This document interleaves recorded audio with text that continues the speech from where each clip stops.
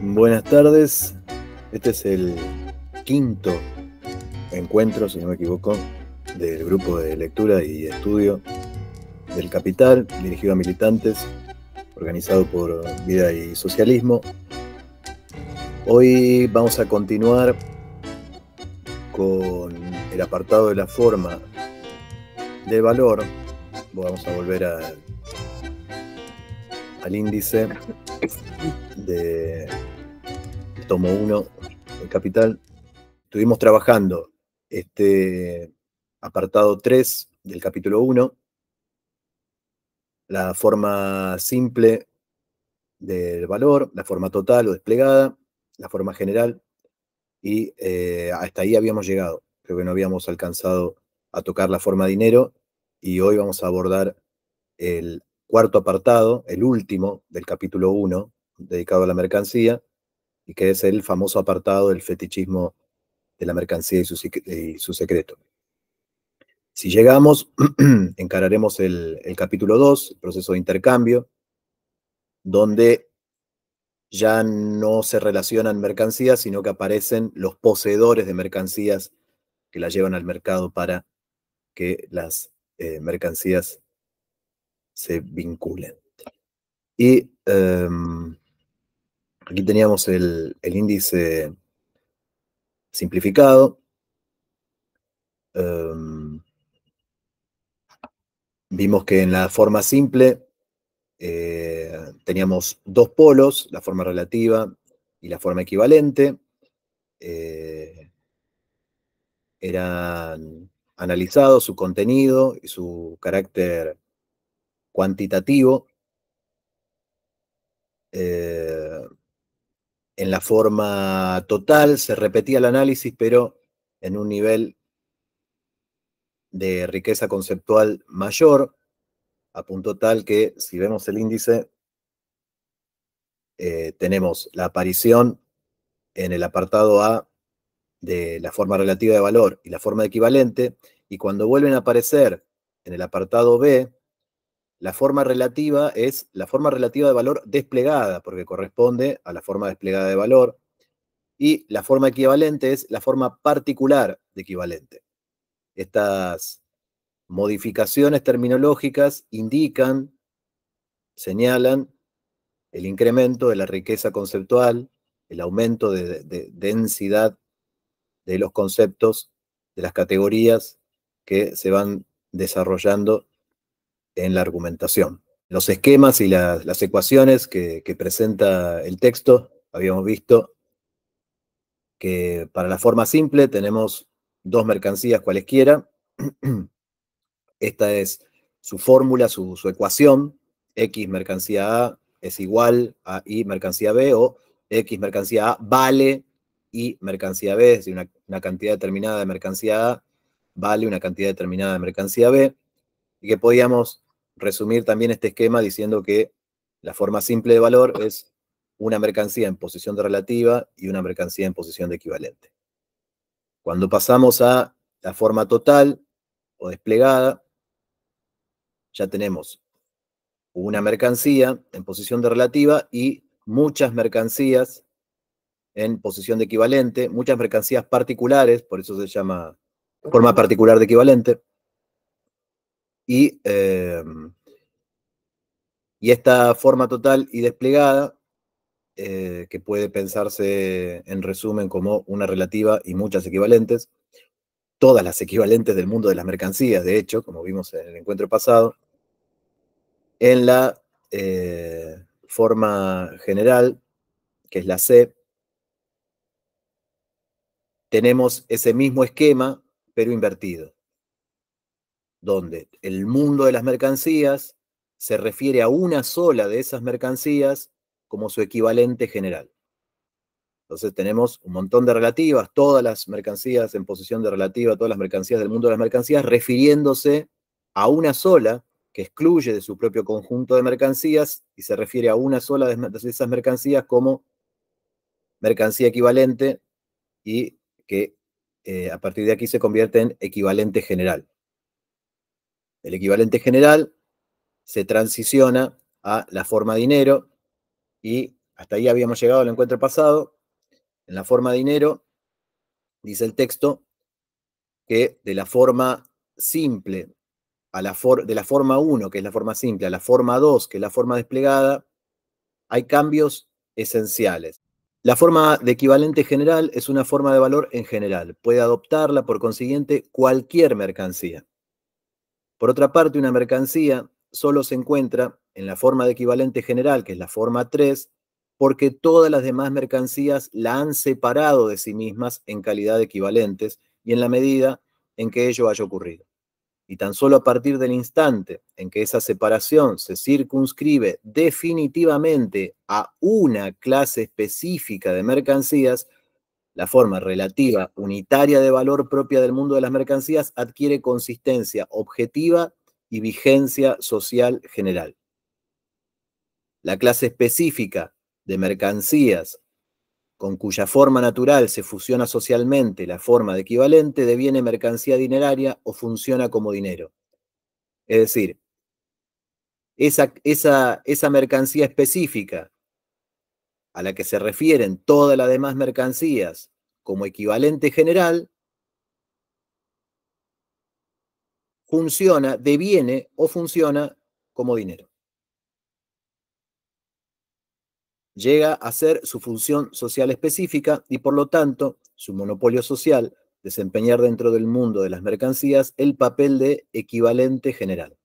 Históricamente, ese sitial privilegiado lo conquistó una mercancía determinada, una de las que en la forma 2 figura como equivalente particular del lienzo y en la forma 3 expresan conjuntamente su valor relativo en el lienzo, el oro.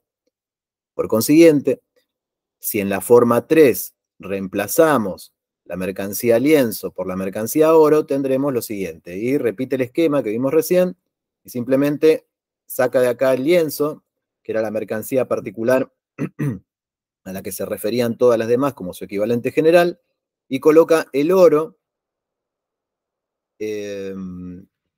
ya no por desarrollo lógico de las categorías, como viene haciendo durante todo este apartado de la forma de valor, donde unas categorías y unas fórmulas se van desprendiendo de las anteriores, sino que aquí lo que opera ya es la vigencia social general, opera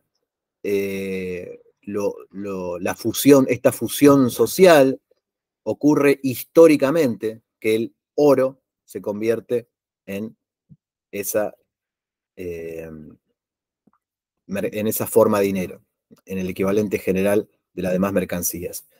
Y ya estamos entonces en el último apartado de la forma de valor. Al principio se nos prometió develar la génesis del dinero. Cuando arranca todo este apartado 3 de la forma de valor o el valor de cambio, se nos dice, no hay quien no sepa, aunque su conocimiento se reduzca a eso, que las mercancías poseen una forma común de valor que contrasta de manera superlativa con las abigarradas formas naturales propias de sus valores de uso. O sea, hay una forma común a todas las mercancías del mundo de las mercancías, y esa forma común es la forma de dinero. Todos sabemos eso. De hecho, es lo que nos sorprendía cuando iniciábamos el análisis de la mercancía. ¿Dónde está el dinero? De lo que aquí se trata es de llevar a cabo una tarea que la economía burguesa ni siquiera intentó, a saber, la de dilucidar la génesis de esa forma dineraria, de dónde sale la forma de dinero, siguiendo para ello el desarrollo de la expresión del valor contenida en la relación de valor existente entre las mercancías, desde su forma más simple, y opaca, por eso es la que tiene la mayor cantidad de páginas, la mayor cantidad de, de dificultades, porque allí ya está todo, hasta la deslumbrante forma de dinero, que son, no recuerdo, ahora lo vamos a ver, creo que son 2 párrafos. Con lo cual, al mismo tiempo, el enigma del dinero se desvanece. Ahora vamos a ver qué será esto del enigma del dinero. Pero aquí, al comienzo de todo este apartado sobre la forma de valor, se nos promete develar el enigma de la forma de dinero y Y menciono que aquí estamos viendo la forma, que cuando comenzamos a leer el Capital, señalamos que aquí vimos sustancia del valor, magnitud del valor, vimos su sustancia, vimos su magnitud, y en este tercer apartado estamos viendo su forma.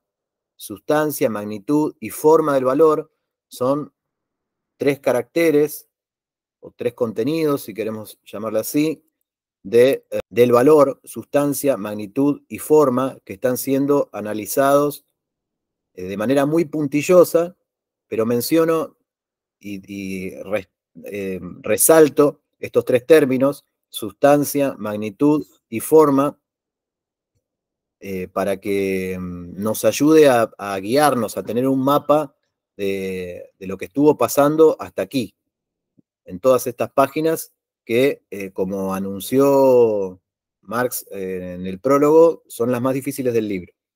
Forma de dinero. En el tránsito de la forma 1 a la forma 2 y de la forma 2 a la 3, tienen lugar variaciones esenciales. La forma 4, por el contrario, no se distingue en nada de la 3, sino es en que ahora, en vez del lienzo, es el oro el que reviste la forma de equivalente general. En la forma 4, el oro es lo que en la forma 3 era el lienzo, el equivalente general. El progreso consiste tan solo en que ahora la forma de intercambiabilidad general directa o la forma de equivalente general se ha soldado de modo definitivo por la costumbre social, acá aparecen los poseedores de mercancía anunciados tácitamente, con la específica forma natural de la mercancía oro. Si el oro se enfrenta a las otras mercancías solo como dinero, ello se debe a que anteriormente se contraponía a ellas como mercancía. Es decir, solo en tanto que el oro ya era una mercancía, ahora puede convertirse en equivalente general, porque como vimos en las sucesivas etapas de las formas de valor, el equivalente general no es otra cosa que una mercancía puntual, específica, a la que todas las demás mercancías se refieren como expresión o manifestación de sus valores particulares. Al igual que todas las demás mercancías, el oro funcionó también como equivalente, sea como equivalente singular en actos de intercambio aislados, sea como equivalente particular junto a otras mercancías que también desempeñaban ese papel. Poco a poco, en ámbitos más restringidos o más amplios, comenzó a funcionar como equivalente general. No bien conquista el monopolio de este sitial en la expresión de valor correspondiente al mundo de las mercancías, se transforma en mercancía dineraria, y solo a partir del momento en que ya se ha convertido en tal mercancía dineraria, la forma 4 se distingue de la 3, o bien la forma general de valor llega a convertirse en la forma de dinero.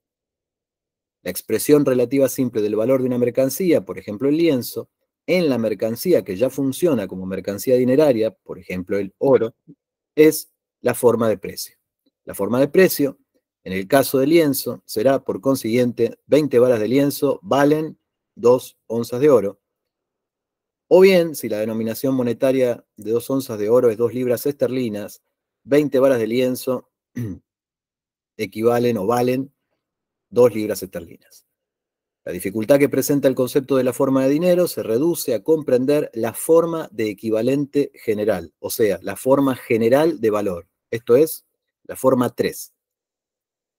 Esta se resuelve a su vez en la 2, que era la total o desplegada, la forma desplegada de valor, y su elemento constitutivo es la forma 1, la forma simple. 20 varas de lienzo igual una chaqueta o X mercancía A vale Y mercancía B. La forma simple de la mercancía es por consiguiente el germen de la forma dinero.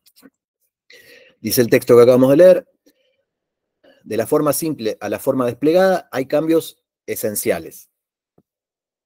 Pero de la forma general a la forma dinero no hay cambios esenciales. Es simplemente que la forma equivalente sea soldado con la forma natural de una mercancía determinada, en este caso, el oro.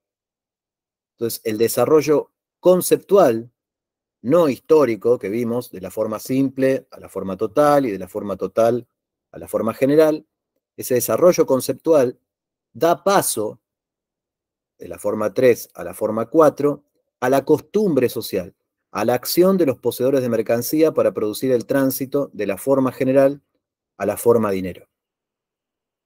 Es el momento en el que, digamos, la lógica de las categorías da paso al elemento histórico de la acción de los poseedores de mercancías, para que esa forma general, lógicamente necesaria, resultado lógico y necesario de la forma simple de valor, la forma dinero sea el oro. Y el enigma que nos anunció al comienzo de todo este apartado que leímos hace un ratito, el enigma, ¿por qué podemos comprar todo con dinero? Se desvanece. No se desvanece porque el dinero tenga valor, porque las otras mercancías también tienen valor. Tampoco a causa del material, oro, porque varía, porque puede ser cobre, plata, bueno, y en el caso de nuestra cotidianidad, papeles. Es la forma de intercambiabilidad inmediata con todas las demás mercancías. Por tanto, puede comprarlas todas. Todas las mercancías se refieren a esa forma, la forma de dinero, necesariamente, no de manera contingente o arbitraria. Lo vimos en el despliegue del argumento, cómo las categorías se van encadenando lógicamente para acabar en ese equivalente general al que se refieren todas las demás mercancías.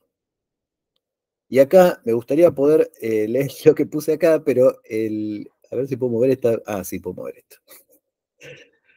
Tenía una ventanita de. Bueno, no importa. El precio de una mercancía es su valor expresado en la mercancía dineraria. Arribamos a la comprensión cotidiana, experiencial de la realidad mercantil. Eso que al principio nos preguntábamos, en algún momento se mencionó, el valor de cambio es el precio, ¿qué pasa con las mercancías en nuestra cotidianidad? ¿Por qué arranca desde acá? Bueno, llegamos al precio, a la forma precio, a partir del desarrollo, a partir de una abstracción, de una operación de abstracción que consiste en despojar, en poner entre paréntesis todo un conjunto de variables y de elementos empíricos para poder acceder a través de nuestra capacidad de abstraer, de nuestra capacidad de conceptualizar, las relaciones más elementales que rigen el modo de producción capitalista. Todavía no llegamos ni al concepto de capital, todavía no apareció la clase obrera, todavía no sabemos lo que es un salario. Estamos de a poco construyendo las leyes que regulan el movimiento de la sociedad moderna. Por lo menos eso es lo que nos prometió el prólogo al Capital. Vamos a ver si lo consigue. Aquí llegamos entonces a el último apartado de la forma de valor o valor de cambio y pasamos al cuarto apartado, que es el del carácter fetichista de la mercancía y su secreto. Y para abordarlo, copié acá una definición de fetichismo de un diccionario alemán de 1840 para tener una primera impresión, pues la palabra fetichismo en nuestra cotidianidad está muy empleada para distintas cosas. Se habla de objetos de consumo como fetiches, se habla de fetichismo en la sexualidad, y esta definición nos acerca a lo que se considera en ese momento, no era una palabra muy utilizada, la de fetichismo, y dice, el fetichismo es la veneración divina de objetos generalmente inanimados, fuerzas o fenómenos de la naturaleza. En el fetichismo, que es el nivel más bajo de los conceptos religiosos, el objeto de culto es el objeto sensible mismo, no su causa oculta, en tanto que exterioriza su fuerza para perjuicio o provecho de los hombres. Lo característico de esta forma de religión es la elección arbitraria y el rechazo o la alteración discrecional. Cuando Marx utiliza la palabra fetichismo, esto era considerado algo propio, una característica propia de pueblos primitivos, irracionales, de manera que es un gesto de provocación por parte de Marx, dedicarle todo este pasaje que vamos a tratar de abarcar con cierto grado de puntillosidad, de detalle, para decir que las relaciones de la sociedad burguesa no son racionales. Para poder analizar todo este pasaje del fetichismo, hice una subdivisión en partes. Después este PDF, por supuesto, se lo vamos a compartir a través de la lista de difusión. Hice una subdivisión temática, más o menos arbitraria, por página, que son los números cardinales. Por ejemplo, de la página 87, el enigma, lo que llamé el enigma, el apartado A, va de la página 87 a la 89, y párrafo, que son los ordinales, hasta el primer párrafo. La socialización a posteriori va de la página, del segundo párrafo de la página 89 al primer párrafo de la página 90, y así sucesivamente. Vamos a ver avanzar hasta el final con este apartado. El carácter fetichista de la mercancía y su secreto. A primera vista, una mercancía parece ser una cosa trivial, de comprensión inmediata. Su análisis demuestra que es un objeto endemoniado, rico en sutilezas metafísicas y reticencias teológicas. Su análisis se refiere a todo lo que vinimos haciendo hasta ahora. Estamos en la página 87 del Bodoque y ya descubrimos a través del análisis la sustancia del valor, la magnitud del valor y la forma del valor. Vaya si hay sutilezas metafísicas y reticencias teológicas en la mercancía. En cuanto a valor de uso, nada de misterioso se oculta en ella. Ya la consideremos desde el punto de vista de que, merced a sus propiedades, satisface necesidades humanas, o de que no adquiere esas propiedades sino en cuanto producto del trabajo humano. Es de claridad meridiana que el hombre, mediante su actividad, altera las formas de las materias naturales de manera que le sean útiles. Se modifica la forma de la madera, por ejemplo, cuando con ella se hace una mesa. No obstante, la mesa sigue siendo madera, una cosa ordinaria, sensible, pero no bien entra en escena como mercancía, se transmuta en cosa sensorialmente suprasensible. Ahora vamos a ver qué es esto. No solo se mantiene tiesa apoyando sus patas en el suelo, sino que se pone de cabeza frente a todas las demás mercancías, y de su testa de palo brotan quimeras mucho más caprichosas que si por libre determinación se lanzara a bailar.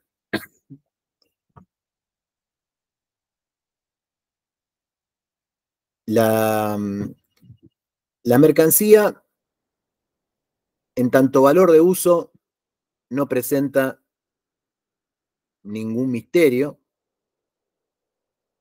pero no bien entra en escena como mercancía, se transmuta en cosa sensorialmente suprasensible. Aquí, la analogía que había realizado Marx en su momento era con la pesantez. No sé si se acuerdan que hablaba del pan de azúcar y el hierro, pero hay otra analogía posible para pensar la diferencia entre las propiedades naturales y las propiedades sociales de una cosa, esa oposición o antítesis interna de la mercancía que después se despliega en antítesis externa, y es el color. Acá tenemos un huevo y un juguete. Los dos son blancos. Y uno podría realizar una sencilla relación a partir del color. Y si yo saco uno de estos objetos de la relación, ese objeto sigue siendo blanco. Porque esa propiedad, la blancura, su color, no depende de la relación entre estos objetos. Si bien yo puedo decir, los dos objetos son blancos. Ahora bien, en tanto estos objetos son mercancías, aparece otra cosa. Aparece el valor de estos objetos en tanto entran en relación. Uno de estos objetos puede entrar en posición de relativa y el otro de estos objetos en posición de equivalente y ser, entonces, el huevo manifestación de valor de juguete o viceversa. ¿Y dónde está esa objetividad de valor? Bueno, vimos que Marx habla de objetividad espectral.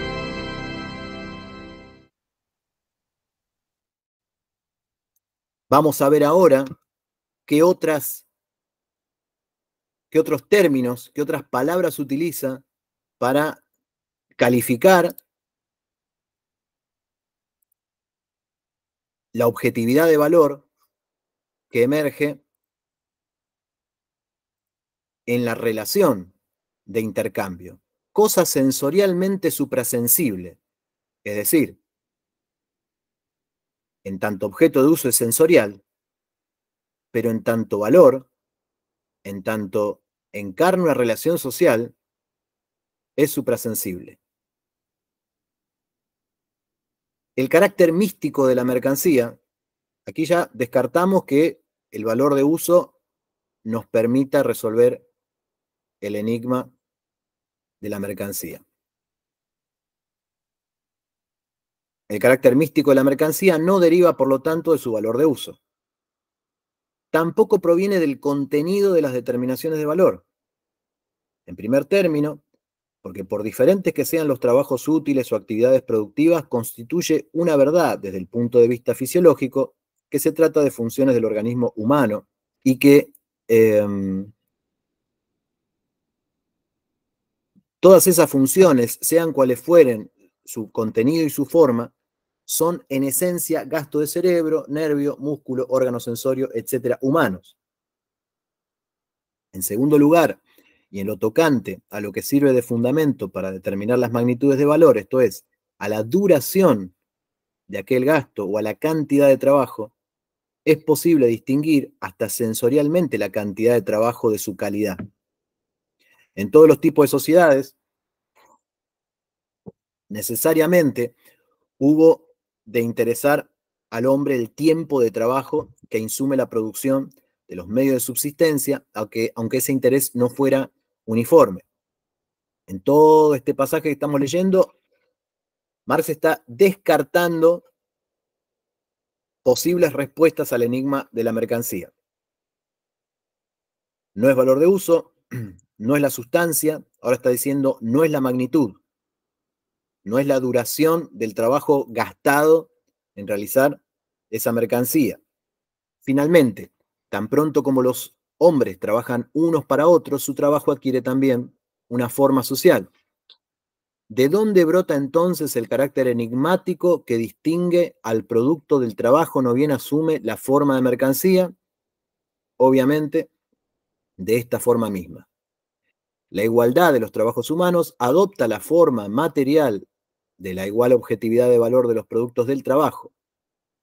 La medida del gasto de fuerza de trabajo por su duración cobra la forma de magnitud del valor que alcanzan los productos del trabajo. Y por último, las relaciones entre los productores, en las cuales se hacen efectivas las determinaciones sociales de sus trabajos, revisten la forma de una relación social entre los productos del trabajo.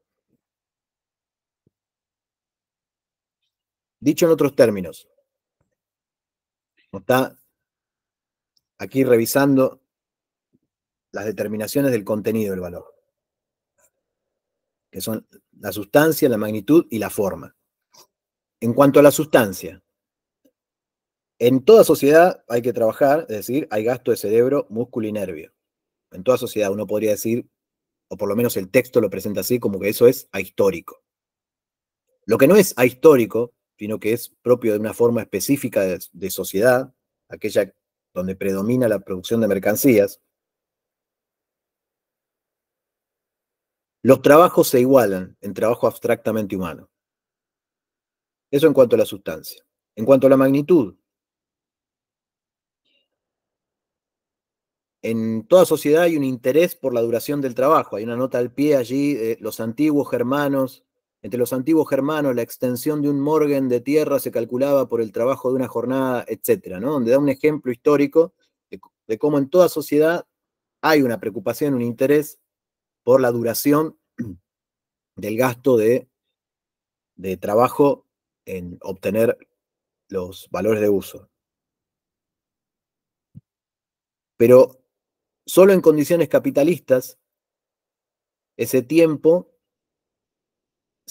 los tiempos se equiparan en tiempo socialmente necesario para la producción de una mercancía. Y en cuanto a la forma,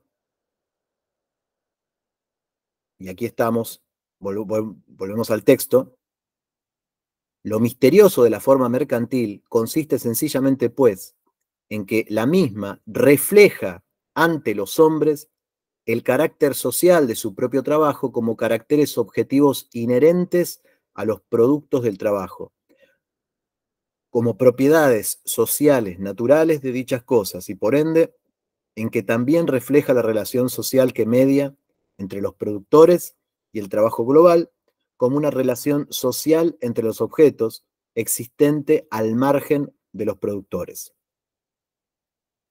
Es por medio de este tomar una cosa por otra, este quid pro quo, como los productos del trabajo se convierten en mercancías, en cosas sensorialmente suprasensibles o sociales. Sensorialmente suprasensible y social aquí significan lo mismo en este texto.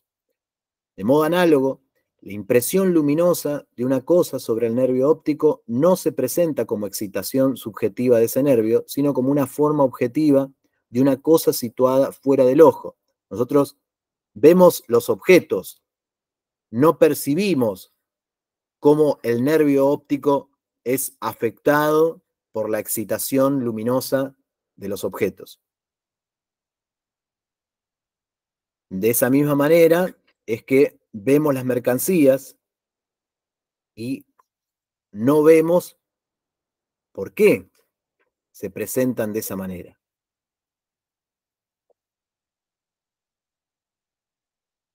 Lo que aquí adopta para los hombres la forma fantasmagórica de una relación entre cosas es solo la relación social determinada existente entre aquellos. De ahí que para hallar una analogía pertinente debamos buscar amparo en las neblinosas comarcas del mundo religioso. En este, los productos de la mente humana parecen figuras autónomas, dotadas de vida propia, en relación unas con otras y con los hombres. Es lo que leímos al comienzo como definición del fetichismo en un diccionario alemán de 1840. Otro tanto ocurre en el mundo de las mercancías con los productos de la mano humana. Fíjense cómo dice, así como en la religión, los productos de la mente humana parecen figuras autónomas, en el mundo de las mercancías, es decir, en el capitalismo, los productos de la mano humana parecen figuras autónomas. A esto llamo el fetichismo, que se adhiere a los productos del trabajo, no bien se los produce como mercancías, y que es inseparable de la producción mercantil. Este fenómeno, el del fetichismo, no es un fenómeno de la conciencia, no es una falsa conciencia, no es una ilusión de la conciencia, no es que estamos viendo una cosa que no es y que bastaría una explicación racional, una explicación adecuada para librarnos de esa ilusión y decir, entonces en realidad las cosas funcionan de otra manera. Ese fenómeno es una consecuencia necesaria de cierto orden social, de cierta organización de las cosas, de cierta manera de organizar la producción social. Y esa forma de organización de la producción se plasma también en la conciencia.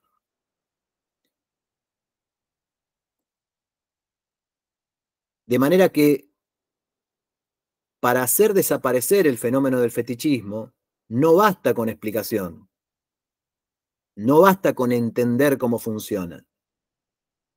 Hay que hacer algo, transformar esa organización de la producción en otro tipo de organización para que el fetichismo, en tanto consecuencia, en tanto efecto, desaparezca. Hay que atacar la causa del fetichismo para que desaparezca. Y la causa del fetichismo no está en la conciencia, no está en una falsa conciencia. El fetichismo no es un fenómeno subjetivo, es un fenómeno objetivo, social. Ahora vamos a ver cómo esto establece una diferencia insalvable entre las teorías clásicas y neoclásicas de la economía, pero por lo pronto advirtamos por lo menos el paralelismo con las investigaciones freudianas que fundarán el psicoanálisis. No, el sujeto no es la conciencia, no es el cogito cartesiano, autónomo, autofundado. Tenemos unos apuntes en el blog, apuntes para el problema de la conciencia, donde desarrollamos este problema y el texto arranca justamente con la relación entre el manifiesto comunista y el capital, como dos maneras distintas de pensar y entender el problema de la conciencia, no en el aire, no en general, no por mera curiosidad, sino porque nos interesa saber cómo establecer relaciones de organización con los otros cuerpos de nuestros compañeros trabajadores y las conciencias que están en esos cuerpos.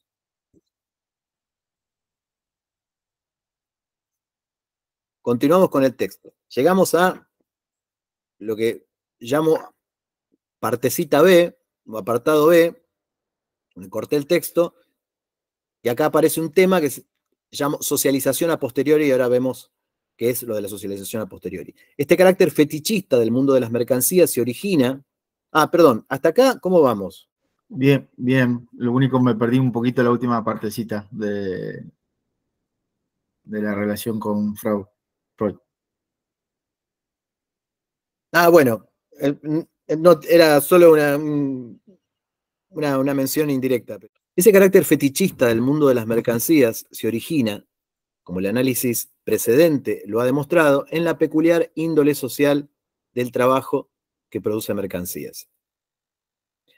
Otra vez, fíjense la insistencia de anudar este fenómeno del fetichismo con una forma específica de sociedad, que es la sociedad capitalista, la sociedad productora de mercancías. Este fenómeno no ocurre en cualquier forma de organización de la producción, ocurre en la forma que nos interesa, como todo este bodoque, todo este libro nos indica, es el capital.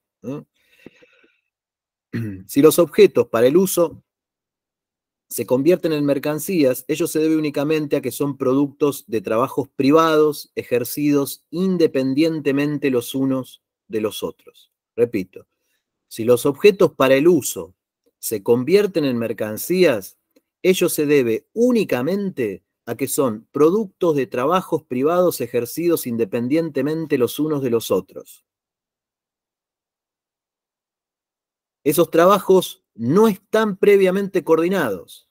Cada productor realiza su trabajo sin previa coordinación o planificación con el resto de los productores.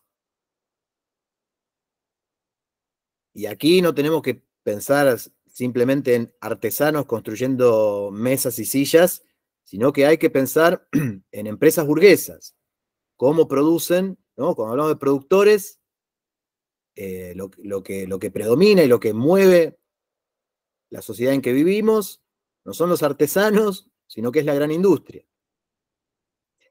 El complejo de estos trabajos privados es lo que constituye el trabajo social global.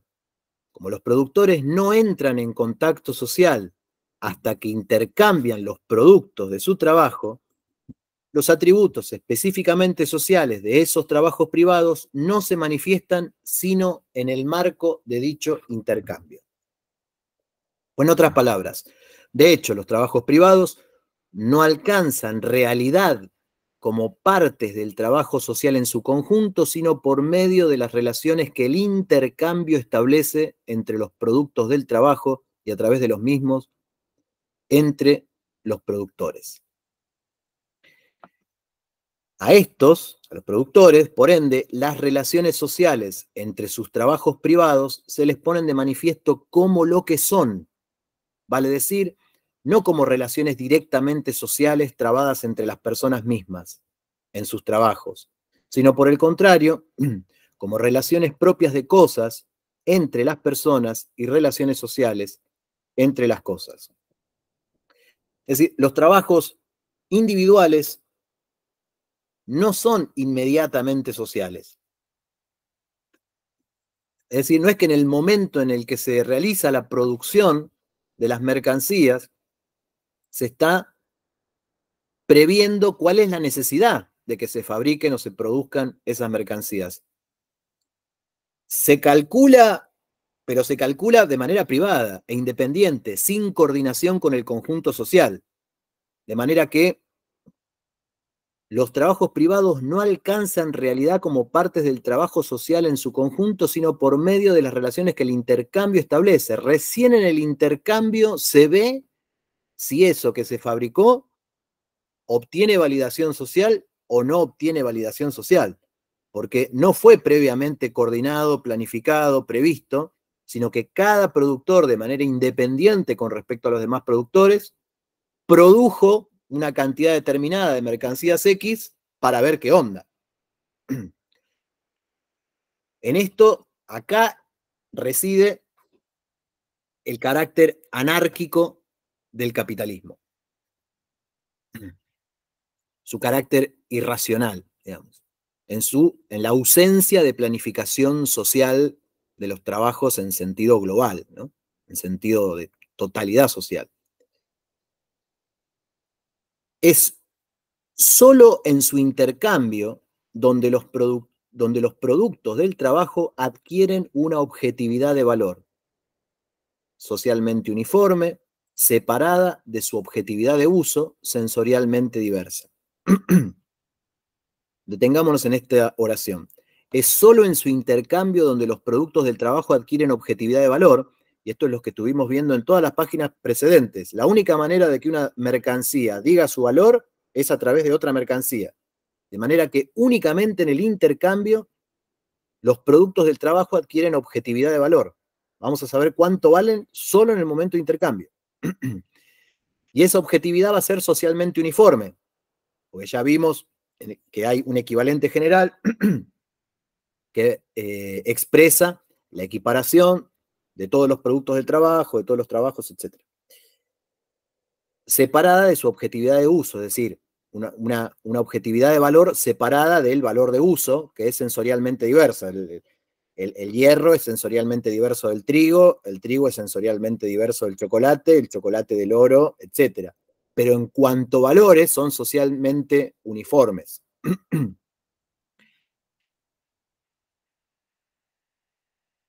Decía, en tanto que no hay una coordinación que preceda la producción e integre los trabajos individuales en un contexto social, cada productor individual planificará, pero planificará por su cuenta, sin tener en consideración qué ocurre con los otros productores y cuáles son las necesidades de esa sociedad en la que se están produciendo determinadas mercancías. Así, producto que no encuentre comprador, tampoco encontrará validación social. Los productores no se relacionan entre sí directamente, sino que lo que relacionan son sus productos.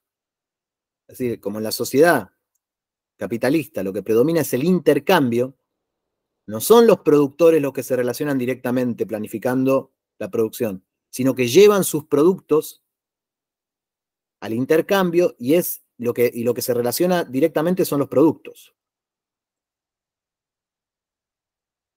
De ahí que los caracteres sociales de los trabajos privados solo puedan mostrarse como propiedades objetivas de esos productos del trabajo. Tal escisión del producto laboral en cosa útil y cosa de valor, ¿no? La doble faz de la mercancía, solo se efectiviza en la práctica cuando el intercambio ya ha alcanzado la extensión y relevancia suficientes como para que se produzcan cosas útiles destinadas al intercambio, con lo cual, pues, ya en su producción misma se tiene en cuenta el carácter de valor de las cosas. Es decir, no es que los productores producen a la marchanta, tienen en cuenta que quieren hacer validar sus productos en el intercambio. Pero al hacerlo de manera privada e independiente, autónoma de todos los demás productores, ningún productor sabe a ciencia cierta si va a poder vender todo lo que produjo o no. ¿Y a cuánto lo va a poder vender? Eso, la única certeza la da el momento del intercambio, que puede ser la certeza de que tu trabajo se va a validar socialmente o la certeza de que tu trabajo no es validado socialmente. A partir de ese momento, los trabajos privados de los productores adoptan de manera efectiva un doble carácter social. Por una parte, en cuanto a trabajos útiles determinados, tienen que satisfacer una necesidad social determinada y con ello probar su eficacia como partes del trabajo global, del sistema natural caracterizado por la división social del trabajo. De otra parte, solo satisfacen las variadas necesidades de sus propios productores en la medida en que todo trabajo privado particular dotado de utilidad es pasible de intercambio por otra clase de trabajo privado útil y por tanto le es equivalente. La igualdad de trabajos totalmente diversos solo puede consistir en una abstracción de su desigualdad real en la reducción al carácter común que poseen en cuanto a gasto de fuerza humana de trabajo abstractamente humano. El cerebro de los productores privados refleja ese doble carácter social de sus trabajos privados solamente en las formas que se manifiestan en el movimiento práctico, en el intercambio de productos. El carácter socialmente útil de sus trabajos privados, pues, solo lo refleja bajo la forma de que el producto del trabajo tiene que ser útil y precisamente serlo para otros. El carácter social de la igualdad entre los diversos trabajos solo bajo la forma del carácter de valor que es común a esas cosas materialmente diferentes, los productos del trabajo. Hasta acá, esta unidad temática que podemos llamar socialización a posteriori, que explica en qué sentido los trabajos son validados socialmente después. ¿Después de qué? Después del intercambio, no en el momento de su producción, sino en el momento del intercambio. Llegamos a esta otra unidad, saber del valor y apariencia objetiva. Me surgió, digamos, una duda. ¿Qué es primero? ¿El mercado o la mercancía? ¿En qué sentido?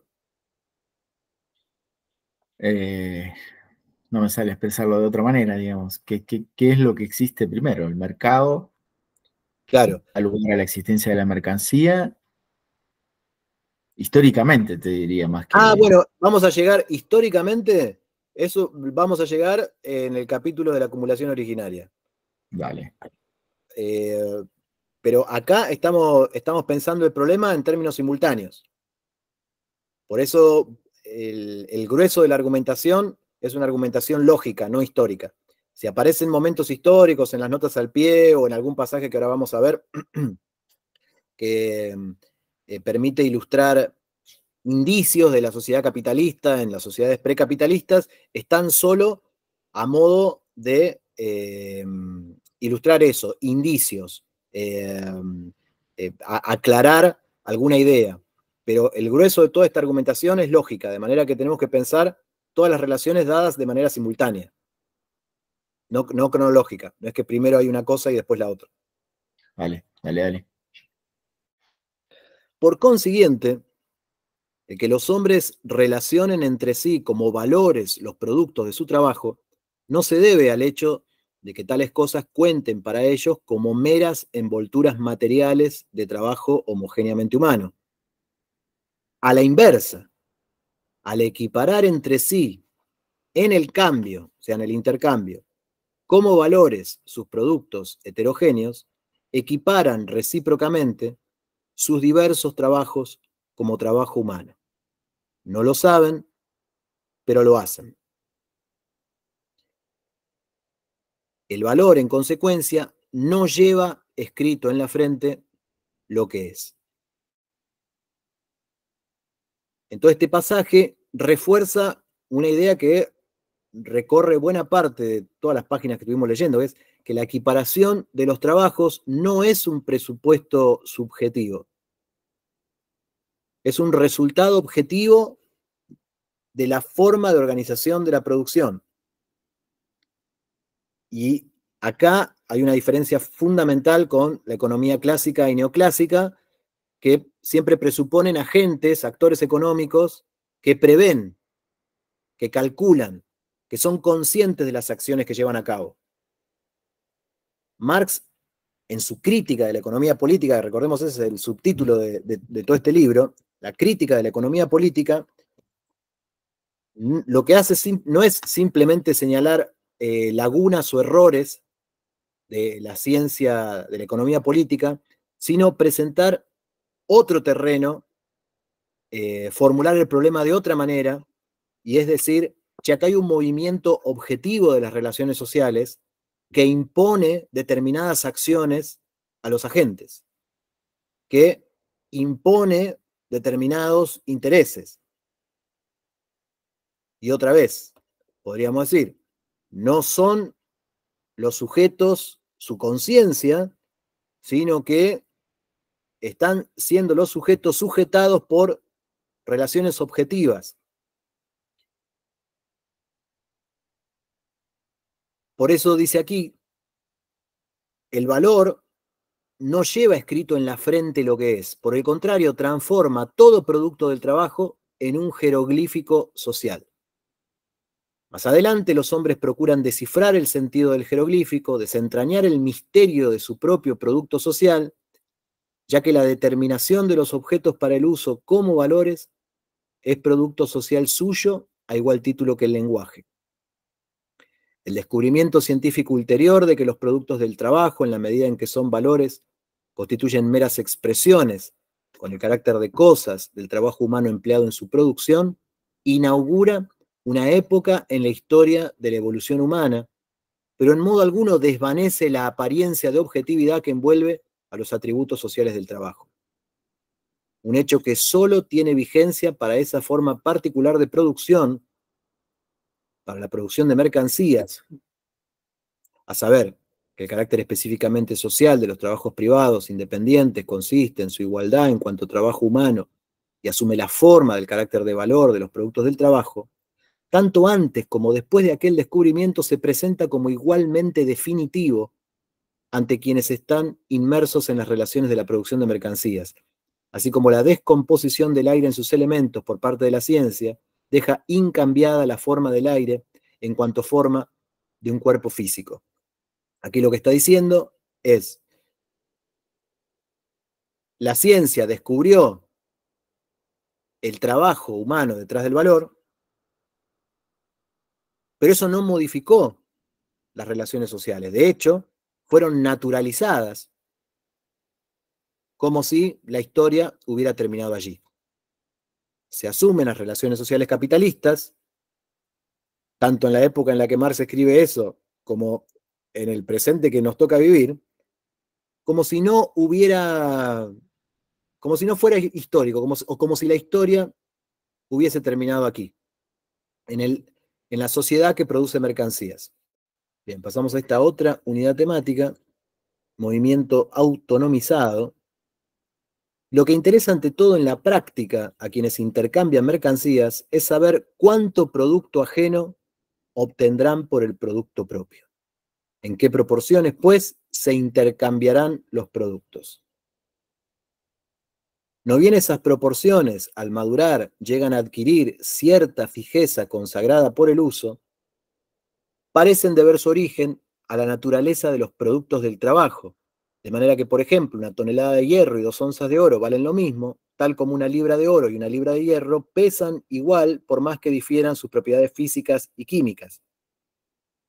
Fíjense aquí como, otra vez, está tomando propiedades naturales y propiedades sociales para decir que en condiciones capitalistas, dada esta forma de organización de la producción, tomamos las propiedades sociales de las cosas como si fueran propiedades naturales.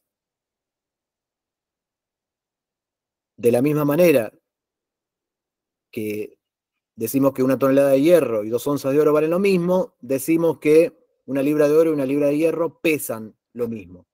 Como si el peso, la pesantez y el valor fueran igualmente propiedades naturales de las cosas. En realidad, el carácter de valor que presentan los productos del trabajo no se consolida sino por hacerse efectivos en la práctica como magnitudes de valor. Estas magnitudes cambian de manera constante, independientemente de la voluntad, las previsiones o los actos de los sujetos de intercambio. Su propio movimiento social posee para ellos la forma de un movimiento de cosas bajo cuyo control se encuentran en lugar de controlarlas. Por eso, cuando algunas corrientes políticas proponen el control de precios o salir a intervenir supermercados para que bajen los precios o los mantengan, precios cuidados, políticas de precios cuidados, etc., no estarían viendo, no estarían caso, o no estarían haciendo caso, o no estarían de acuerdo con que en condiciones capitalistas el movimiento social posee la forma de un movimiento de cosas que no está bajo el control de las voluntades individuales o de las voluntades políticas. Como vimos hace un ratito, párrafos arriba, si el fetichismo es un efecto de la sociedad basada en el intercambio, mientras exista la sociedad basada en el intercambio, ese efecto seguirá produciéndose. Se requiere, continúa el texto, una producción de mercancías desarrollada de manera plena antes que brote, a partir de la experiencia misma, la comprensión científica de que los trabajos privados ejercidos independientemente los unos de los otros, pero sujetos a una interdependencia multilateral en cuanto a ramas de la división social del trabajo que se origina naturalmente, son reducidos en todo momento a su medida de proporción social, porque en las relaciones de intercambio entre sus productores, fortuitas y siempre fluctuantes, el tiempo de trabajo socialmente necesario para la producción de los mismos se impone de modo irresistible como ley natural reguladora, tal como, por ejemplo, se impone la ley de gravedad cuando a uno se le cae la casa encima. La determinación de las magnitudes de valor por el tiempo de trabajo, pues, es un misterio oculto bajo los movimientos manifiestos que afectan a los valores relativos de las mercancías. Su desciframiento borra la apariencia de que la determinación de las magnitudes de valor alcanzadas por los productos del trabajo es meramente fortuita, pero en modo alguno elimina su forma de cosa. El desarrollo, la extensión de la producción de mercancías, la extensión social, cuando se convierte en una forma dominante de producción, permite, a partir de la experiencia, su comprensión científica.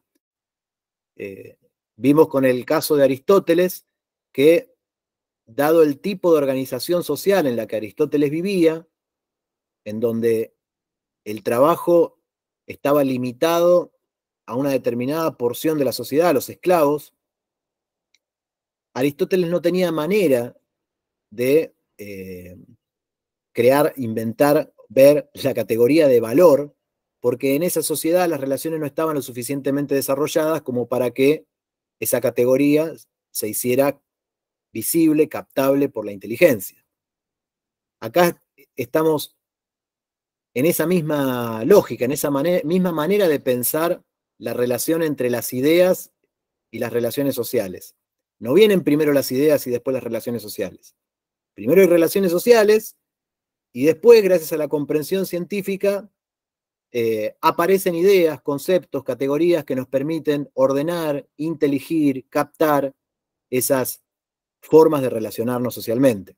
Un comentario. Es cierto que todo esto es una exposición lógica, pero hay referencias así como subterráneas o la forma que sea a momentos históricos. Porque vos decís, viste, cuando habla de la forma simple, total y desplegada de valor, él habla de referencias, hace referencias históricas.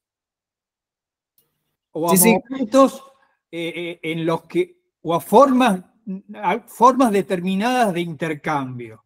Exacto, y esas alusiones a momentos históricos o ejemplos, como vimos hace un ratito la nota esa al pie donde dice que cómo se contaba la jornada de trabajo por la duración y qué sé yo, es lo que permitió o habilitó lecturas historicistas de todo este desarrollo lógico. Y el mismo Engels llegó a leer que cuando habla de forma simple de valor, Marx está hablando del trueque.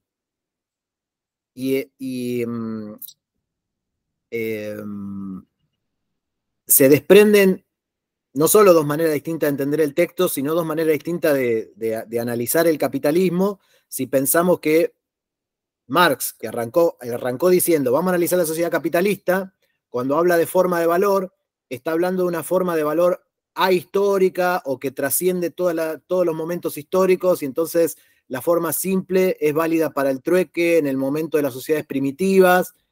Esa es una interpretación posible. Y otra es decir, no, bueno, si Marx dijo que va a analizar la sociedad capitalista, cuando habla de forma simple de valor, está hablando de la sociedad capitalista. Y en todo caso, cuando hace alguna alusión histórica, es para señalar indicios en las sociedades precapitalistas de lo que puede verse después en la sociedad desarrollada. No me acuerdo si acá está o si lo vimos, que dice que el organismo desarrollado permite comprender el organismo menos desarrollado. Y que en ese sentido, la sociedad capitalista o el análisis de la sociedad capitalista permite iluminar aspectos de las sociedades precapitalistas. Se habla de germen también. Claro. Entonces, sí, definitivamente, y lo vamos a ver de manera rotunda cuando lleguemos al capítulo 24, que está absolutamente dedicado a la historia, el de la llamada de acumulación originaria, donde justamente hace todo un repaso histórico para exponer cuál fue, lo digo muy rápidamente, aunque no sea conceptualmente técnicamente muy preciso, el origen del capitalismo. De ahí pero no pone el origen del capitalismo, es decir, su historia, al comienzo de la exposición, sino que lo pone al final. En ese mismo sentido, podemos leer todas estas alusiones a la historia, es decir, llegan después de la argumentación lógica. Aparecen para señalar indicios de la sociedad actual en las sociedades precedentes, pero no para poner el énfasis en ese recorrido histórico de la forma del valor, por decirlo así, y por tomar como ejemplo los pasajes que estuvimos leyendo hasta hace un ratito. Hola, buenas tardes. Bueno, me enchufé un poquito tarde, tenía problemas de conexión, pero alcancé a tomar el hilo. Con respecto a lo último que referiste, la relación que hay entre sociedad e ideas, ¿cierto? La sociedad, lo que hay en la sociedad provoca las ideas y no al revés. Entonces, uno se podría preguntar, ¿qué hay en la sociedad argentina que provocó el libertarismo a Milei? ¿Qué es lo que está sucediendo ahí? ¿Qué ha cambiado con respecto a hace 20 años atrás, por ejemplo? Acá en Chile lo tenemos más o menos claro que hay un cambio cualitativo en nuestra sociedad que ha provocado, pero en Argentina a todo el resto del continente nos causa asombro lo que ha sucedido allá. Y con respecto a lo último, los cambios de regímenes no son una ruptura total, son una continuidad en otra fase, en otra dimensión, en otra lógica. Entonces, no hay una interrupción de la historia. Hay un salto, hay el salto cualitativo, pero siempre hay una continuidad. No ha habido sociedad sin explotación. Bueno, en el comunismo primitivo se piensa que no existía eso, pero todas las historias de las sociedades son la historia de distintas formas de explotación. Y esta es la forma mercantil de la explotación. Entonces, ahí hay una continuidad histórica que nunca podemos dejar de observar. Como anécdota, una lectura anterior me provocó muy buena empatía el saber que lo mucho que admiraba Marx a la figura de Espartaco, por ejemplo, como un tipo fuera de historia, que rompió las barreras de la historia y luchó contra un imposible. La capacidad de material de esa época no hacía posible la liberación del esclavo, pero la revolución espartaquista, la tercera revolución esclava, puso en cuestión toda esa forma, adelantó mucho y la imposibilidad material de concretar la libertad de esos esclavos determinó su catástrofe, su muerte. Esas eran mis dos observaciones, pues. Y la más pertinente es la primera, pues, que ha sucedido en Argentina, que nos enfrentamos a esta situación increíble. Bueno, en cuanto a esa observación, después te pasamos por WhatsApp el link, algunas notas donde esbozamos unas hipótesis al respecto, y por supuesto te vamos a invitar a los plenarios, donde ese es uno de nuestros problemas principales, ¿no? Me voy a sumar a lo que dijo César recién, a la pregunta inicial, y preguntarte al mismo tiempo a vos, Mariano, ¿te parece, a mí sí, te escuché, ¿te parece compatible la cita de Aristóteles como la imposibilidad histórica de pensar determinada forma o de llegar a esta, con el fetichismo, con la idea de fetichismo, trasladándolo a la sociedad nuestra? Y ahí es donde lo vinculo con lo de César, es decir, y cómo en determinado momento de esa misma historia se puede, vamos directo al tema, se puede transformar en un cordobazo una determinada visión o consciente que pasa hacia el objetivo, y después eso se va degradando hasta llegar, no sé, por ejemplo, en 2001, que ya hay una forma mucho menos objetiva de cuestionar al modo de producción, y a lo que hoy está sucediendo, que no sabemos qué va a pasar, pero que estamos muy lejos y ni siquiera creo que hay una hegemonización de la expresión de esa conciencia histórica en aspectos democráticos y en derechos, sino en lo objetivo específicamente de las relaciones de producción y, bueno, y lo que puede ser, sobre todo las laborales y demás, yendo a lo puntual. Si te parece equiparable la visión esa de la cita de Aristóteles que vos mencionaste con la categoría de fetichismo, para traerlo a la pregunta que hizo César, que bueno, nos viene inquietando a todos también. Sí, me parece que sí, y consideramos que es posible también un trabajo a la inversa, que es qué es lo que otros pensadores, incluso de la antigüedad, nos ayudan a pensar hoy. Por eso, por ejemplo, hay una charla en YouTube que subimos hace poco sobre la República de Platón, que nos dio un compañero filósofo, donde presentó los problemas con los que se encontraba, o sea, tomamos la República como un panfleto de intervención política, ¿no? Platón militante, que quiere transformar su sociedad. Por eso era cómo diagnosticar y transformar una sociedad en decadencia, era el subtítulo de la charla. Y estaba directamente ligada con muchos de los problemas que vemos hoy. ¿Cuál es el rol de la escritura? Y vemos nosotros la decadencia, la degradación educativa que hay en las escuelas argentinas. Es un problema internacional, pero en Argentina, si tomamos los parámetros de la región, es muy grave lo que viene sucediendo en Argentina en las últimas décadas. Entonces, el problema de la escritura ya estaba allí en la polis, en el momento en que escribe e interviene Platón. Vemos el problema de los sofistas y el relato, el posmodernismo. Veíamos paralelos muy interesantes para pensar. Ahí Priscila puso el link en el chat. Si después si no lo agarran ahora al chat, si no lo cliquean ahora, pueden ir al canal de YouTube después y buscar la charla esa sobre República. Bien, ¿volvemos al texto? Bien, vamos a esta otra unidad temática que llamé formas objetivas de pensamiento. La reflexión en torno a las formas de la vida humana y por consiguiente el análisis científico de las mismas toma un camino opuesto al seguido por el desarrollo real. Comienza post festum, después de los acontecimientos, y por ende, disponiendo ya de los resultados últimos del proceso de desarrollo. Entonces, lo que venimos conversando recién en las intervenciones, ¿no? La reflexión en torno a las formas de la vida humana comienzan después de los acontecimientos, es decir, primero se desarrollan las formas de la vida humana y después reflexionamos sobre ellas. Las formas que ponen la impronta de mercancías a los productos del trabajo y por tanto están presupuestas en la circulación de mercancías, poseen ya la fijeza propia de formas naturales de la vida social antes de que los hombres procuren dilucidar no el carácter histórico de esas formas, que más bien ya cuentan para ello como algo inmutable, sino su contenido. De esta suerte, fue solo el análisis de los precios de las mercancías lo que llevó a la determinación de las magnitudes del valor. Solo la expresión colectiva de las mercancías en dinero lo que indujo a fijar su carácter de valor. Pero es precisamente esa forma acabada del mundo de las mercancías, la forma de dinero, la que vela, de hecho, en vez de revelar, el carácter social de los trabajos privados y, por tanto, las relaciones sociales entre los trabajadores individuales. Si digo que la chaqueta, los botines, etcétera, se vinculan con el lienzo, como con la encarnación general de trabajo humano abstracto, salta a la vista la insensatez de tal modo de expresarse.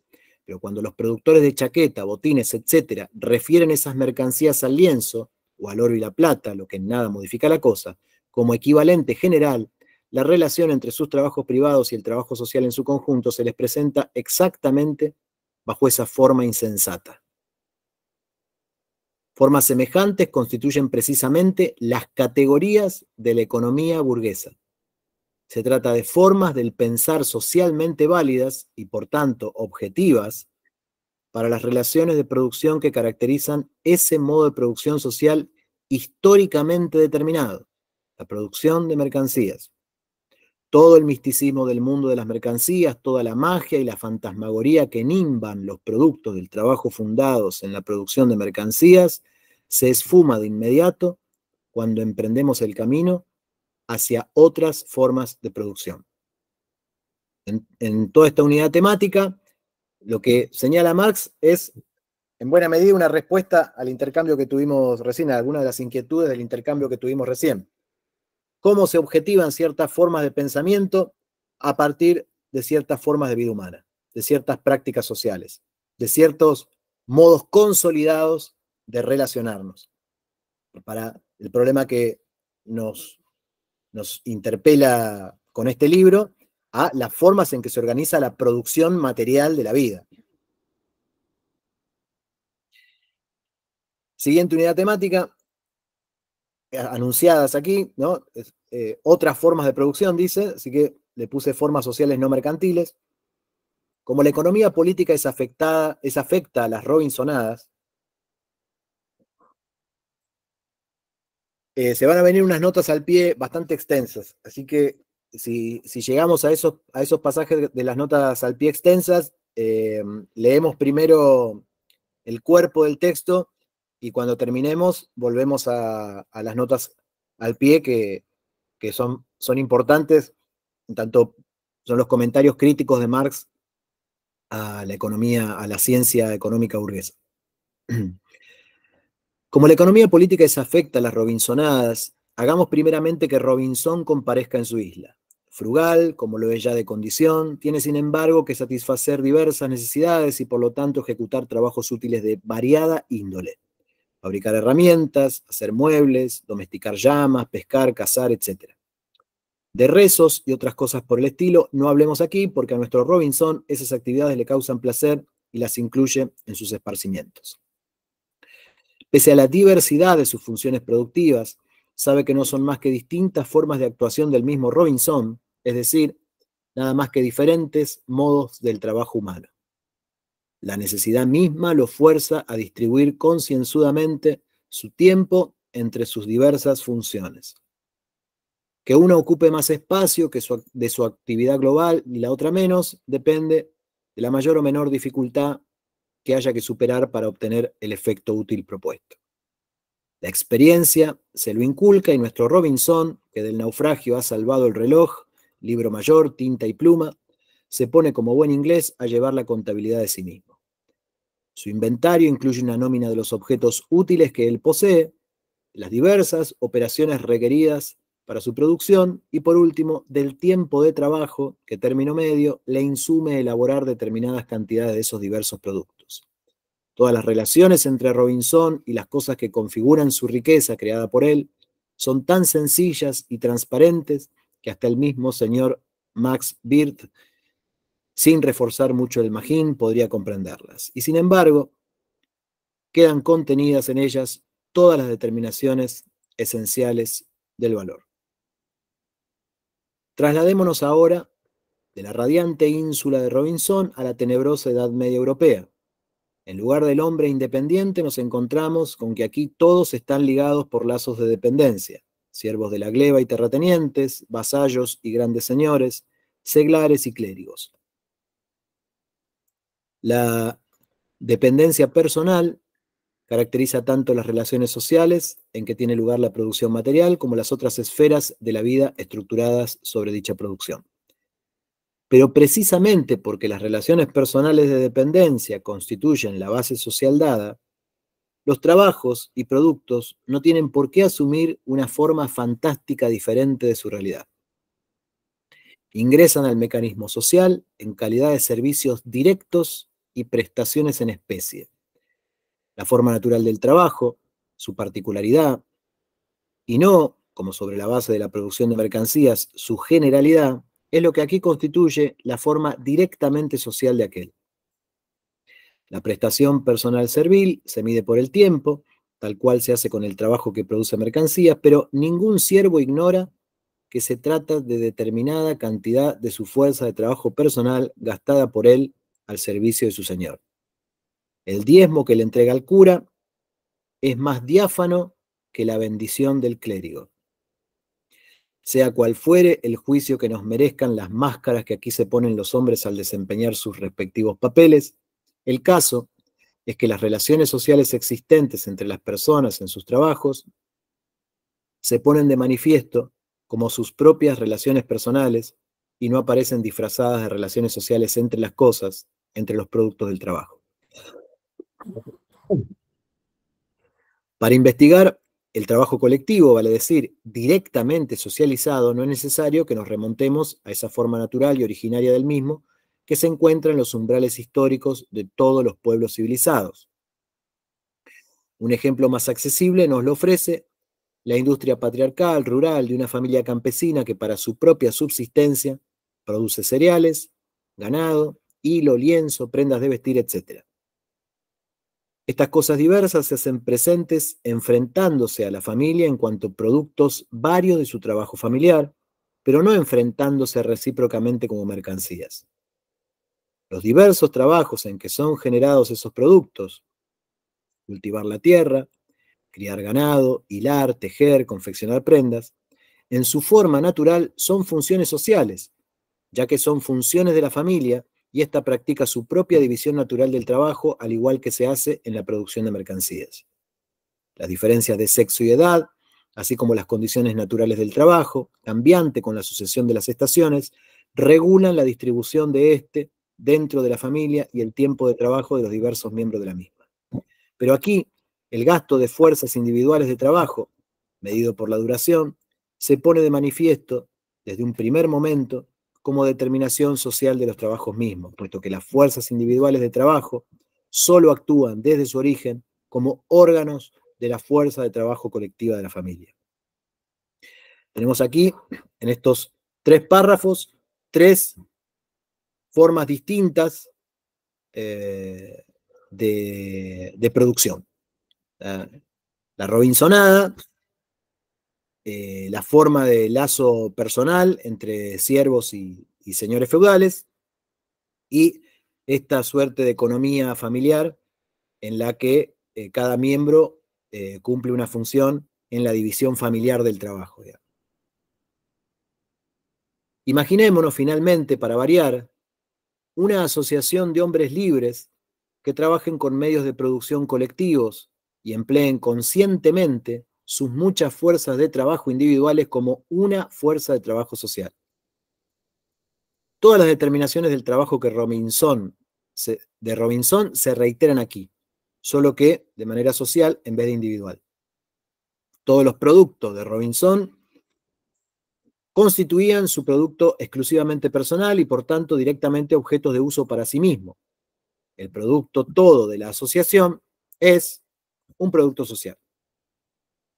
Una parte de este presta servicios de nuevo como medios de producción.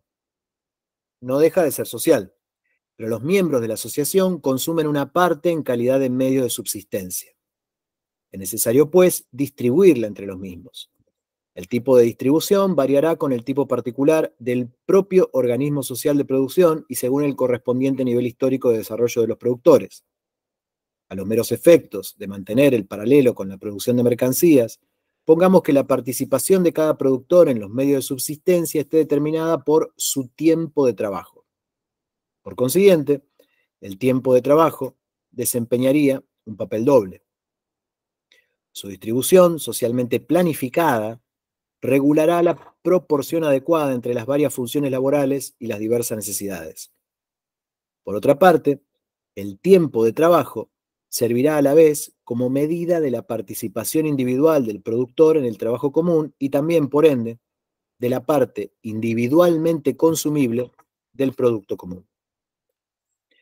Las relaciones sociales de los hombres con sus trabajos y con los productos de estos siguen siendo aquí diáfanamente sencillas, tanto en lo que respecta a la producción como en lo que atañe a la distribución. Estos 4 modos de producción que expone en lista acá el texto aparecen para contrastar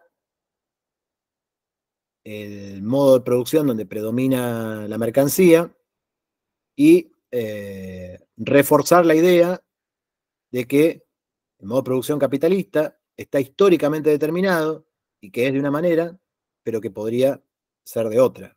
Podría producirse, la producción social podría organizarse de otra manera, como ha mostrado la historia y como muestra este último párrafo que es, dice, imaginémonos finalmente, ¿no? una imaginería de Carlos Marx. La siguiente unidad temática, religión y modo de producción. Para una sociedad de productores de mercancías, cuya relación social general de producción consiste en comportarse frente a sus productos como ante mercancías, o sea, valores, y en relacionar entre sí sus trabajos privados, bajo esta forma de cosas, como trabajo humano indiferenciado, la forma de religión más adecuada es el cristianismo, con su culto del hombre abstracto, y sobre todo en su desenvolvimiento burgués, en el protestantismo, deísmo, etc. En los modos de producción paleoasiáticos, antiguos, etc., la transformación de los productos en mercancía y por tanto la existencia de los hombres como productores de mercancías desempeña un papel subordinado, que empero se vuelve tanto más relevante cuanto más entran las entidades comunitarias en la fase de su decadencia.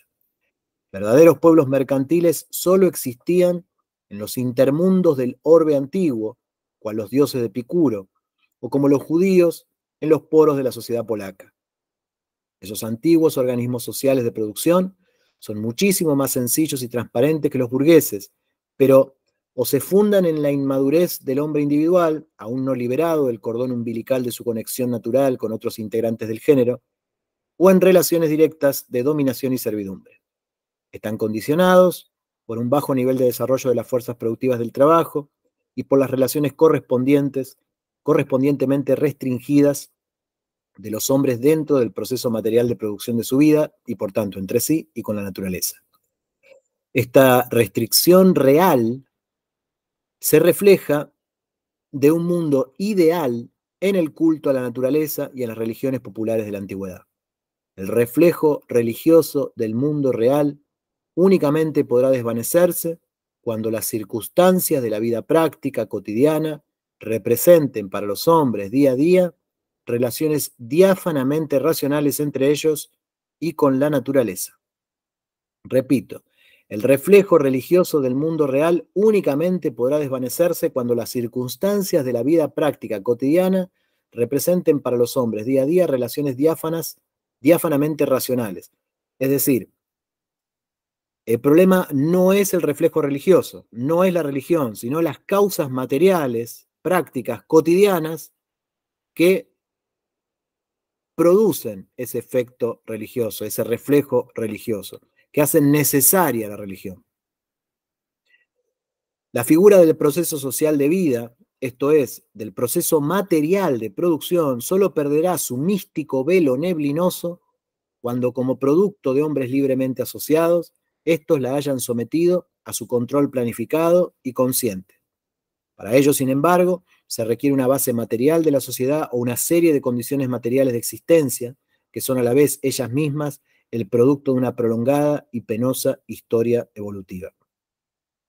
Aquí observo dos cosas, lo que ya mencioné, que el velo místico y neblinoso que recubre las relaciones sociales en condiciones capitalistas solo desaparecerá en tanto desaparezca la sociedad capitalista.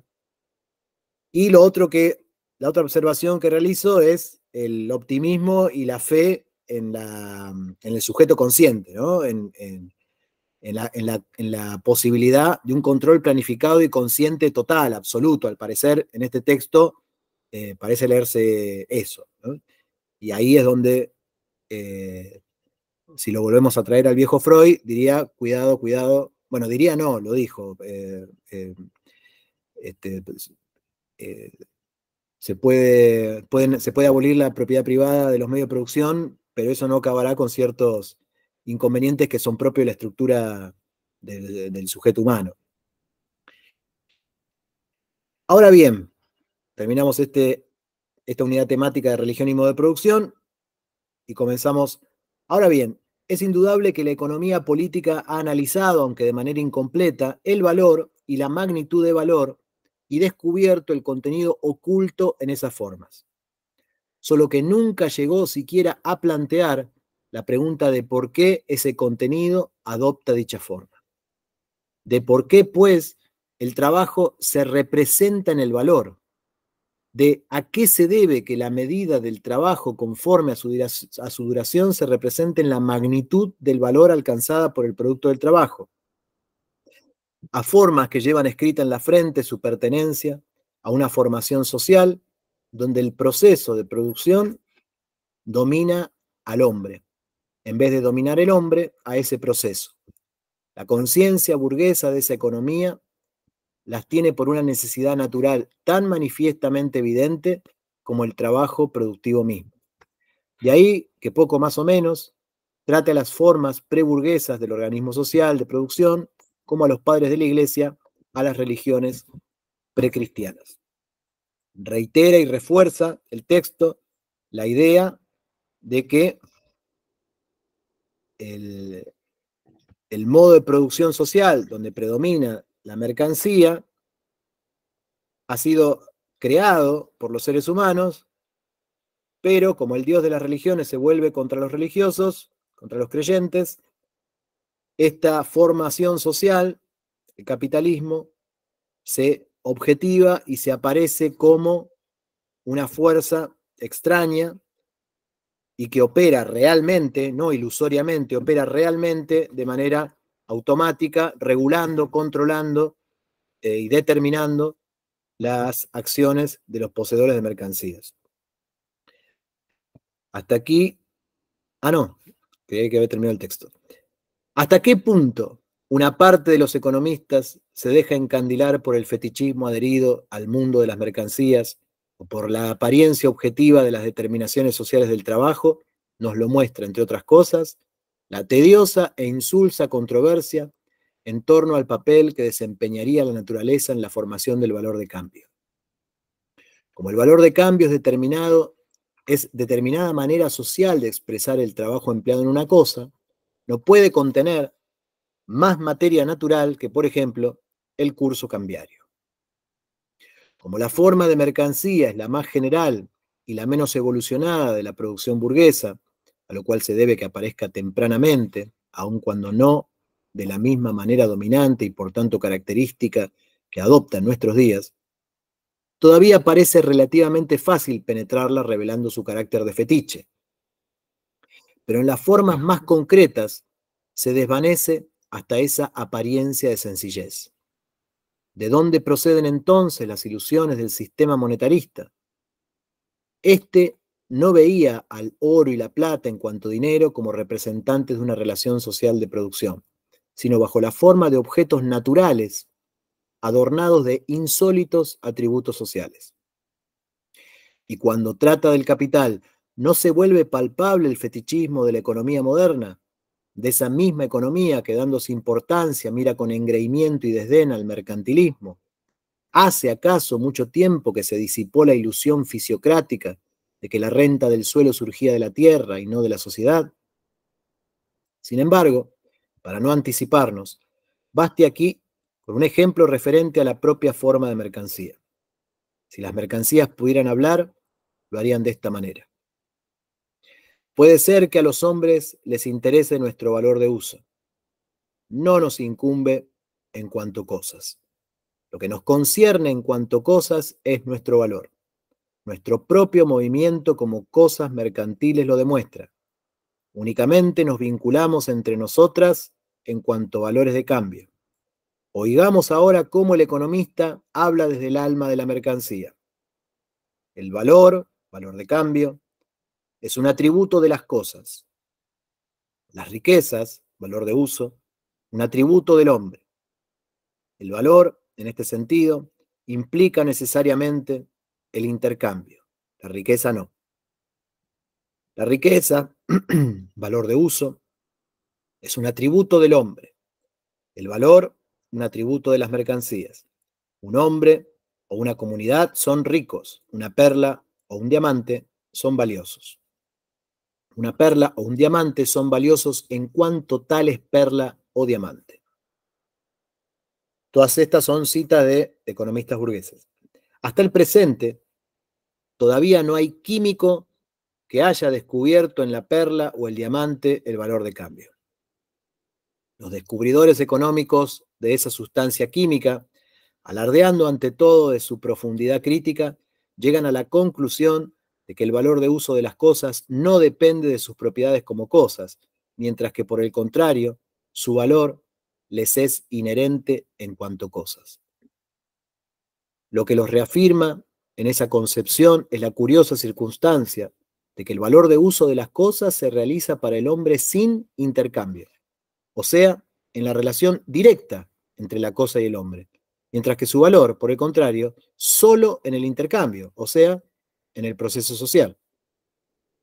Como para no acordarse aquí del buen Doc Berry, cuando ilustra al sereno sea cual,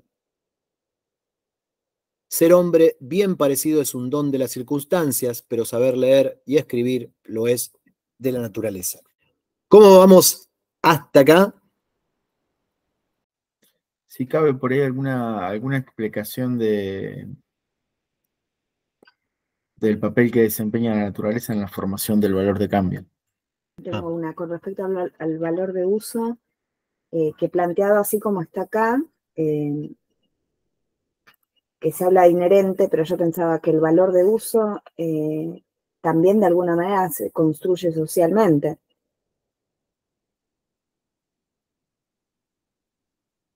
Esto de que... Sí, está ligado a la pregunta de Ismael. ¿Dónde está el pasaje? Porque están citando... Página 100, al principio. Bien, página 100. ¿Hasta qué punto una parte de los economistas se deja encandilar por el fetichismo adherido al mundo de las mercancías o por la apariencia objetiva de las determinaciones sociales del trabajo? Nos lo muestra, entre otras cosas, la tediosa e insulsa controversia en torno al papel que desempeñaría la naturaleza en la formación del valor de cambio. Como el valor de cambio es determinada manera social de expresar el trabajo empleado en una cosa, no puede contener más materia natural que, por ejemplo, el curso cambiario. Como la mercancía es la más general y la menos evolucionada de la producción burguesa, todavía parece relativamente fácil. Pero la forma más concreta, lo que en estos párrafos Marx está señalando es la inversión que realizan los economistas burgueses de ese papel que desempeña la naturaleza en la formación de valor de cambio. Nosotros vimos que una mercancía tiene dos caras. Una concreta o útil en tanto valor de uso y una que remite directamente a una relación social, a una forma social específica que es su valor y que se expresa únicamente en la relación de intercambio con otra mercancía. Que su objetividad como valor, la objetividad del valor es espectral, ¿no? Es fantasmagórico, es suprasensible, bueno, todo eso que aparece porque se efectúa en el momento del intercambio. No es que no exista antes, sino que se da de manera social. No está en la cosa como si está la propiedad de la pesantez o la propiedad del color, decíamos con el ejemplo del huevo y el juguete. Entonces, el valor de uso de una mercancía está anclado en sus propiedades naturales. Que, como señaló recién Priscila, esas propiedades pueden ser descubiertas con la historia, es decir, depende también del uso que cada sociedad en determinado momento histórico, de lo que cada sociedad sepa acerca de esas propiedades naturales. Damos siempre el ejemplo del litio, que en un momento determinado de la historia no tiene ningún uso, y en otro momento de la historia sí.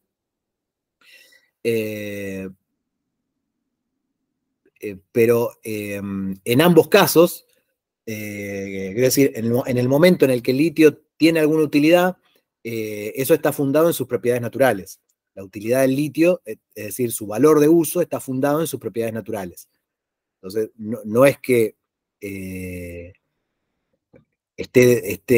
valor de uso esté desanclado de sus propiedades naturales. Es decir, la naturaleza ofrece los atributos que hacen de esa cosa una cosa útil. Ahora, en las... aquí. Sin embargo, dice el texto, ¿no? En la página 101, para no anticiparnos, baste aquí con un ejemplo referente a la propia forma de mercancía. Ya hace hablar a las mercancías. Escribe acá Marx, ¿no? Cambia de estilo y hace hablar a las mercancías. Y escribe una suerte de discurso, un monólogo de las mercancías. Dice las mercancías. Puede hacer que a los hombres les interese nuestro valor de uso. No nos incumbe en cuanto cosas. Lo que nos concierne en cuanto cosas es nuestro valor. Aquí están hablando las mercancías. Es decir, para las mercancías, ¿cuál es el papel que cumple la naturaleza? Y simple medio para intercambiar valores. Nuestro propio movimiento como cosas mercantiles lo demuestra. Únicamente nos vinculamos entre nosotras en cuanto a valores de cambio.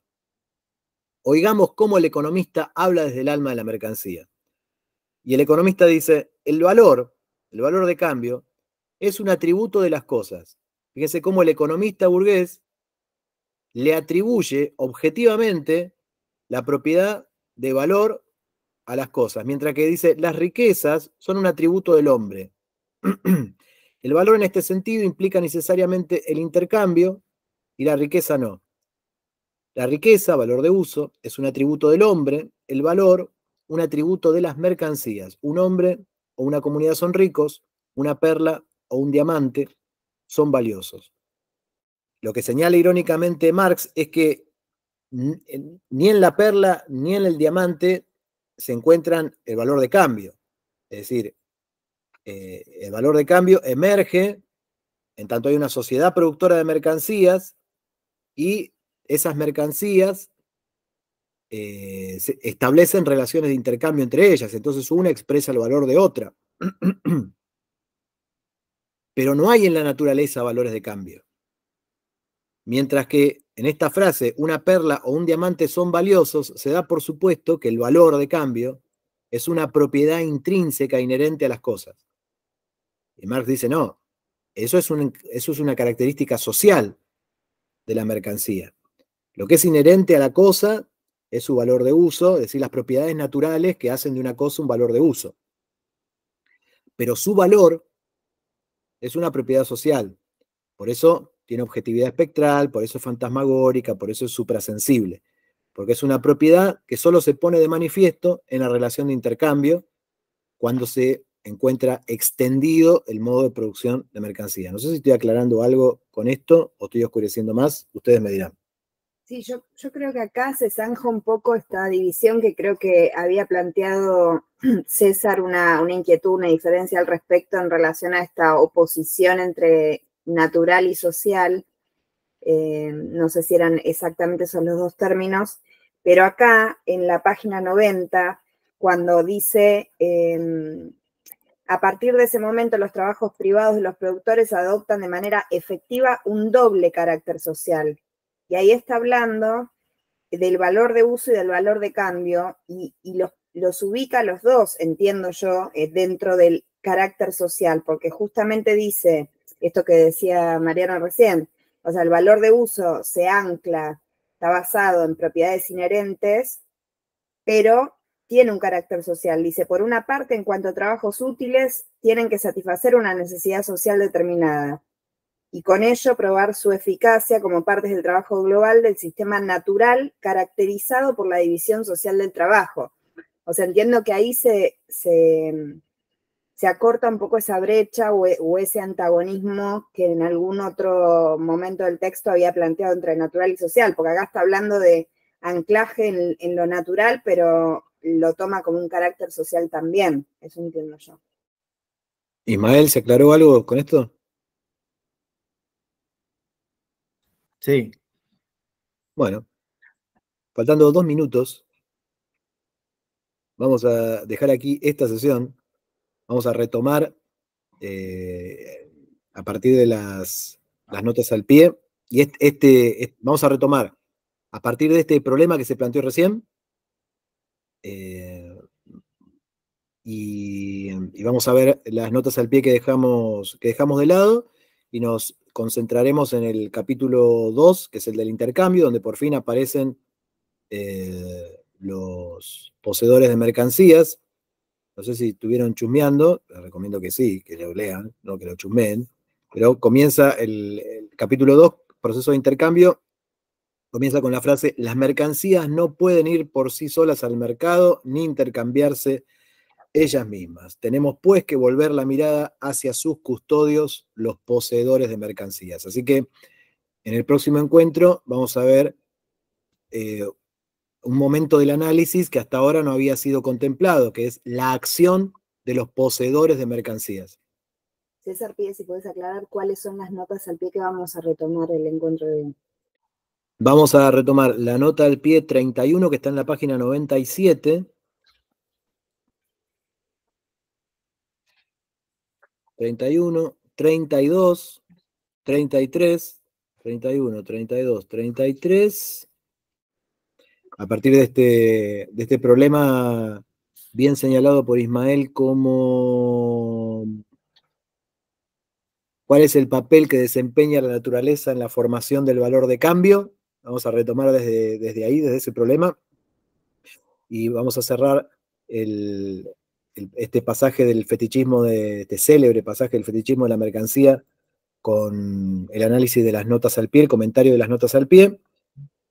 Y pasaremos entonces a encarar el capítulo 2, que es, comparado con lo que estuvimos viendo hasta ahora, es un paseo por el parque, tanto su brevedad como en relación a su densidad conceptual.